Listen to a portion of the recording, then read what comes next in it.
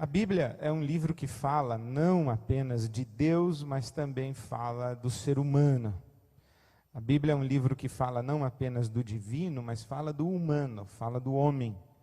A Bíblia, portanto, é um livro não apenas a respeito de Deus, ou digamos um livro de conteúdo teológico, mas é também um livro a respeito do homem. Isto é, um livro de conteúdo antropológico. Isto é, na Bíblia Sagrada nós encontramos a revelação de quem Deus é, mas também na Bíblia Sagrada nós encontramos a revelação de quem é o homem, ou quem o homem deve ser. Nós caminhamos pela Bíblia Sagrada não apenas em busca do nosso encontro com o divino, do nosso encontro com Deus, mas também caminhamos pela Bíblia Sagrada, peregrinando em busca de um encontro com a nossa própria humanidade. Nós nos descobrimos como seres humanos e recebemos revelação a respeito de quem somos e do que estamos destinados a ser, também nas páginas da Bíblia Sagrada. E quando a Bíblia Sagrada começa a descrever este ser humano, o homem, esse bicho homem, o ser humano, a primeira coisa que a Bíblia vai dizer é que nós fomos criados à imagem e semelhança de Deus. Isto significa que não há nada no universo mais parecido com Deus do que você e do que eu, do que nós. Nós, seres humanos, somos a expressão máxima do Criador em sua criação. Nós carregamos em nós mesmos conteúdos do ser Criador. Nós somos manifestações desse ser divino. Nós carregamos a beleza, nós carregamos a bondade, nós carregamos a justiça, ou como disse Olga Benário, nós vivemos em busca do que é belo, do que é justo e do que é bom. E essa busca do belo, do justo e do bom se justifica pelo fato de que Deus compartilhou conosco o seu próprio caráter ao nos criar a sua semelhança e a sua imagem. É por isso que somos capazes de atos extraordinários de bondade, é por isso que temos capacidades maravilhosas, é por isso que desenvolvemos o mundo como nós o desenvolvemos, é por isso que nós somos tão assustadoramente grandiosos que somos capazes até de nos confundirmos com os deuses ou com o próprio Deus.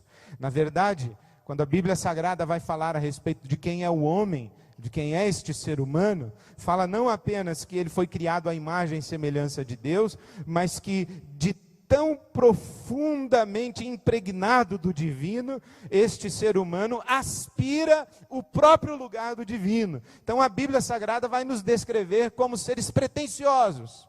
Nós sabemos que há algo mais do que nós, há alguém maior do que nós, e nós não queremos permanecer ou não admitimos esse status ou esse estágio de menor. Nós queremos o lugar maior. Esta é a descrição da Bíblia Sagrada. Nós queremos ser não apenas semelhantes a Deus, nós queremos ser iguais a Deus, ou nós queremos ser o próprio Deus.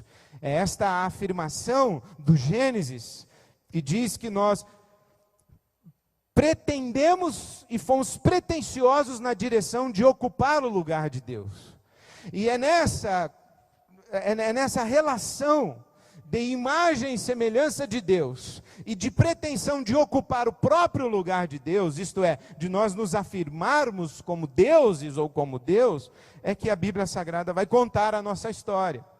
E não obstante o fato de sermos tão extraordinários, porque imagem e semelhança de Deus, a Bíblia Sagrada, quando vai contar a nossa história, conta uma história de conflitos, conta um mundo caótico, conta uma saga de violência, conta de uma realidade de desigualdade, de injustiças, de ofensas, de conflitos os mais profundos, desde aqueles que habitam a nossa interioridade, a aqueles que estão presentes nas ruas das nossas cidades, nos conflitos entre as nações. A Bíblia Sagrada, quando você lê, é um thriller extraordinário, tem assassinato, tem adultério, tem traição, tem tem os mais extraordinários atos de crueldade estão presentes na Bíblia Sagrada. E mesmo entre aqueles que são considerados os homens de Deus, os homens íntimos de Deus, não presta um. O melhorzinho vende a mãe, mas não entrega, porque ele ainda é a imagem e semelhança de Deus. O que a Bíblia Sagrada vai falar é que nós, seres humanos, retratados nesse livro, nós somos seres de absoluto conflito e de absoluto desespero. Nós, por exemplo, somos seres atormentados pela culpa, nós carregamos uma sensação de inadequação no universo, aquela coisa de eu fiz alguma coisa errada, eu deixei de fazer alguma coisa certa, eu estou sempre devendo para alguém, ou talvez no mais profundo nós estamos devendo a nós mesmos, a nossa própria consciência. Nós carregamos essa culpa, mas nós carregamos também um senso de vítimas. Que nos jogou para fora do paraíso. Nas primeiras páginas da Bíblia, nós somos levados às mais extraordinárias alturas dos céus, mas somos atirados também ao quinto ou aos quintos dos infernos. Porque nós somos chutados para fora da presença de Deus, somos expulsos do paraíso, somos jogados contra a nossa vontade numa terra árida, e nós carregamos esse senso de desamor, de abandono, de rejeição, e tudo quanto nós desejamos é alguém que diga para nós, e verdadeiramente com um olhar puro, eu te amo. É o que nós desejamos. Esse ditado, por exemplo, que fala, antes só do que mal acompanhado, bobagem, mentira.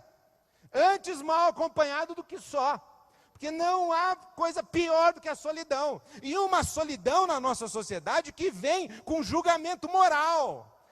Nós os abandonados, nós os excluídos, nós os rejeitados, nós os solitários, nós os mal amados. Na verdade, nós não somos apenas vítimas, nós somos incompetentes. Nós não conseguimos conquistar o amor dos outros. Nós não fomos capazes de gerar simpatia nos outros. Então nós convivemos com desse duplo conflito. Por um lado nos abandonam, nos rejeitam, nos excluem, nos desamam, mas por outro lado nos julgam como se nós fôssemos culpados da traição que sofremos ou da exclusão de que somos vítimas. Então imagina como é viver assim. Ter um papai do céu que mandou você embora do paraíso.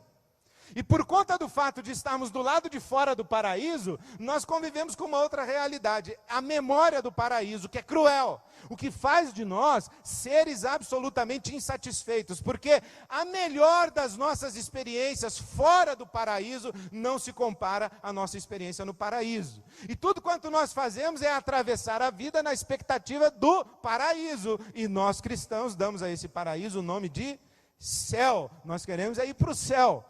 Quando nós chegarmos no céu, quando nós estivermos lá, então nós seremos plenamente felizes, plenamente realizados, todos os nossos desejos serão satisfeitos e a felicidade plena sorrirá para nós e nós estaremos diante do divino, o divino que nos expulsou lá daquele primeiro paraíso, agora ele nos recebe de volta num outro paraíso e nós queremos esse paraíso a todo custo e tudo quanto nós fazemos aqui, por melhor que seja, e todos os sabores que nós provamos aqui, por melhores que sejam, todas as experiências de prazer que nós temos aqui, por melhores que sejam, elas são efêmeras, isso passa rápido, esse prazer, ele vai embora muito rápido, e nós ficamos com aquela sensação de eu quero mais, eu quero mais, eu quero mais, ainda não é tudo, deve ter alguma coisa melhor do que isso, deve ter, e nós vivemos de acumular e substituir.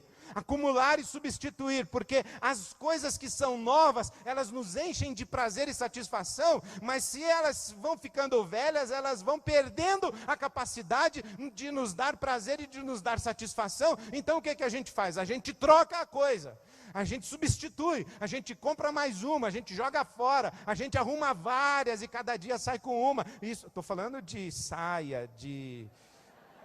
coisas desse tipo, assim. A gente acumula e substitui. Por quê? Porque a gente convive com essa falta e com essa sensação de que a vida não pode ser só isso. Isso os teólogos vão dizer, os mestres espirituais vão dizer, que é a nossa memória do paraíso. Mais do que isso, nós somos amedrontados.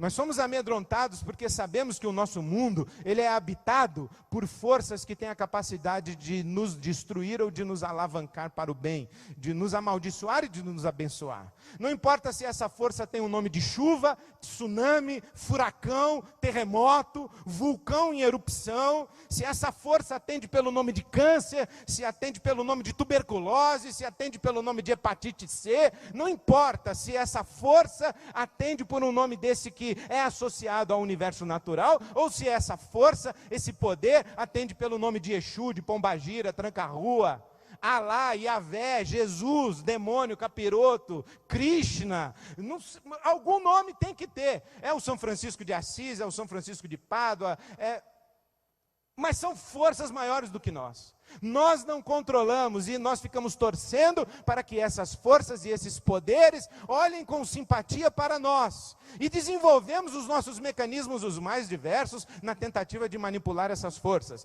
Nós inventamos músicas, nós amarramos fita no braço, nós penduramos colar no pescoço, nós entregamos dinheiro na igreja, nós subimos escada de joelho, a gente acende vela, mata frango na esquina, a gente faz cada coisa. Por quê? Porque nós sabemos que essas forças, elas podem vir e podem nos fazer o bem, mas elas podem vir nos assombrar e puxar o nosso pé de noite enquanto a gente dorme e aterrorizar a nossa vida e infernizar a nossa vida. Pastor, será que isso é encosto? Pastor, será que isso é o demônio? Pastor, o que será isso? Pastor, é o acaso? O que será isso? Será que foi Deus? E nós vivemos com medo. Nós vivemos com medo. E no mundo, a nossa situação, nós estamos longe do paraíso, o Papai do Céu expulsou a gente da presença dele, a gente não tem prazer que nos satisfaça plenamente, a gente fica com medo da assombração, a gente fica com medo da vida, a gente vai vivendo de um jeito assim tão esquisito, que a gente começa a se estranhar. A gente começa a se estranhar, porque agora você é meu rival, nós competimos uns com os outros. Nós competimos uns com os outros em todos os sentidos. Por exemplo, nós competimos uns com os outros nas questões das posses, né? Você tem inveja de mim, eu tenho inveja de você. Eu não tenho muita inveja de você, até para falar eu engasguei. Mas, assim, eu não tenho esses pecados, assim. Vocês são invejosos, vocês cobiçam, vocês querem as coisas dos outros. E, na verdade, assim, não estou tão preocupado assim em ter o que você tem, desde que você também não tenha. Eu não preciso necessariamente ter o que você tem. Só o fato de você não ter já resolve bastante. Nós competimos pelos melhores lugares na festa, nós competimos pela festa mais badalada, nós competimos pelos seguidores do Twitter, nós competimos pelos comentários no Facebook, quem viu minha foto, quem não viu, e nós vamos competindo o tempo todo, porque nós nos percebemos agora como rivais. Fora do paraíso, não tem fruta gostosa para todo mundo, então numa terra árida, a pouquinha fruta gostosa que aparece, primeiro eu, depois eu, e você se vira cada um com seus problemas. Mais do que isso, nós somos seres dilacerados por dentro. Nós somos seres cindidos. De manhã a gente quer, à tarde a gente não quer mais, à noite a gente volta a querer, e aí alguém vira para a gente e diz assim, afinal de contas, o que você quer? Eu falei, esse é o problema, eu não sei o que eu quero. De manhã a gente tem certeza, no meio do dia a gente tem dúvida, e à noite a gente tem convicção de novo. A gente tem mais pergunta do que resposta. A gente desconfia de um montão de coisa, mas no fundo, as grandes questões que importam mesmo, a gente tem dúvida.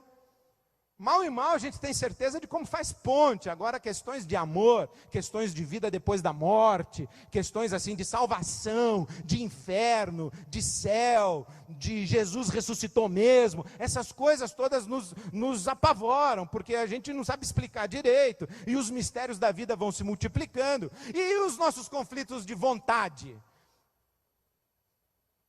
Que um pudim tem mais poder do que nós. Somos humilhados por um pedaço de torta de morango. Nós somos assim.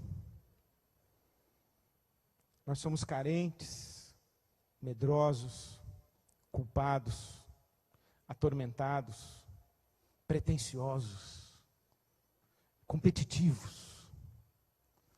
Nós somos imprevisíveis. E no meio dessa confusão toda do lado de fora do paraíso, a gente tenta desesperadamente colocar o mundo em ordem, colocar a nossa vida em ordem, encontrar essa tal dessa felicidade, e essa tal dessa felicidade é alguma coisa muito pessoal, muito particular, muito íntima, muito assim de cada um, sabe? De cada um tem a sua definição de felicidade, tem aquilo que lhe faz feliz, e cada um correndo atrás da sua própria felicidade. E nessa correria, a Bíblia Sagrada vai dizer que nós somos maus, nós somos terríveis, quase assim, diabos. Somos maus, porque a gente tenta resolver de um jeito legal. Se não resolver do jeito legal, a gente resolve do jeito não legal. A gente tenta resolver na conversa, se não resolve, a gente resolve na mão mesmo. A gente tenta comprar, a gente tenta seduzir. Se a gente não consegue seduzir nem comprar, e se não consegue juntar dinheiro para comprar, a gente rouba. E quem quer impedir a gente de roubar, a gente mata. E não precisa ser muita coisa não, pode ser um par de tênis, pode ser um cachimbinho para fumar o crack. Pode ser inclusive uma pedrinha pequenininha de crack, mas muito pequenininha mesmo. A gente mata por causa dessa pedrinha. Pode ser pelo petróleo do Oriente Médio, mas pode ser também por um iPad, um iPod. A gente é assim. A gente toma o que é dos outros, a gente mente, a gente trai, a gente rejeita, a gente abandona, a gente tem a coragem de olhar no olho do outro e dizer assim: você não me faz mais feliz, vaza, área. Eu tenho direito a ser feliz, eu só tenho uma vida, eu tenho direito a ser feliz. Nós somos assim. Quando você olha as páginas da Bíblia Sagrada, nós somos mais ou menos assim, pelo menos é como eu vejo, nós somos um cavalo selvagem, inteligentíssimo, poderosíssimo, mas em conflito, com raiva de Deus e com raiva do mundo, e desencontrado, e nós somos esse bicho que pula para tudo que é lado, ou nós somos assim uma besta fera dentro de uma jaula, se batendo, querendo abrir a porta da jaula, e aparece alguém na nossa frente, a gente derruba, e bate, chuta, e nós somos essa potência, ao mesmo tempo bela, capaz, maravilhosa, mas altamente destrutiva, perigosa. Nós somos isso. E alguma coisa tem que se opor a nós para segurar isso tudo assim que existe dentro da gente. Ou vocês acham assim que eu exagerei na hora de descrever assim a gente? Ah, pastor, nós não somos assim, então não, te conheço, jacaré. Alguma coisa tem que fazer a gente parar. E na Bíblia Sagrada, se eu perguntar para você assim: quem é que faz a gente parar? O que é que faz a gente parar? O que é que nos... Se é que eu posso dizer isso assim, o que é que consegue nos domar? Aí você responderia assim: Deus. Amém. É Deus. É Deus. Mas assim, na prática mesmo, como é que a gente consegue se olhar no espelho, e quando eu me olho no espelho, eu falo assim para mim de manhã: Ed, você é uma pessoa que tem uma capacidade extraordinária, tem vigor físico, você pode fazer coisas muito lindas e muito boas no mundo, mas você tem uma fome, não tem? Eu digo: tenho. Você me conhece, hein? Você me conhece. E essa fome que você tem assim, ela grita, não grita? Eu digo: grita. Então você não pode, e isso daí vai transformar você num bicho, que se você bobear, esse Ed que está aí dentro, ele vai sair e ele vai causar um estrago tremendo. Você tem que botar rédea nesse cara. Eu digo assim: Jesus, me ajuda, Jesus. E Jesus fala assim: eu te ajudo. Eu te ajudo. Para você não ser o bicho, eu te ajudo você ser humano, a você ser gente. a você viver não no paradigma da pretensão de ser Deus, mas na serenidade de ser semelhança e imagem de Deus. Você não pode ser Deus, você não é Deus. E não adianta você tentar querer viver como se fosse, porque você não é. Então você tem que dizer para esse pretensioso Deus que mora dentro de você, para ele abaixar a bola. Para você ser aquilo que você é e aquilo que você pode ser. Você quer que eu te ajude? Eu digo, quero, Jesus. E aí ele diz assim, então vem cá. Eu vou te apresentar para algumas pessoas. E essas pessoas vão dizer para você, para, o seu limite é aí. Respeite essas pessoas. Eu falo assim, como é, Jesus? O senhor está falando o que mesmo? Você vai apresentar o Pai e o Espírito Santo agora? Eu falo, não. Eu vou apresentar algumas pessoas para você.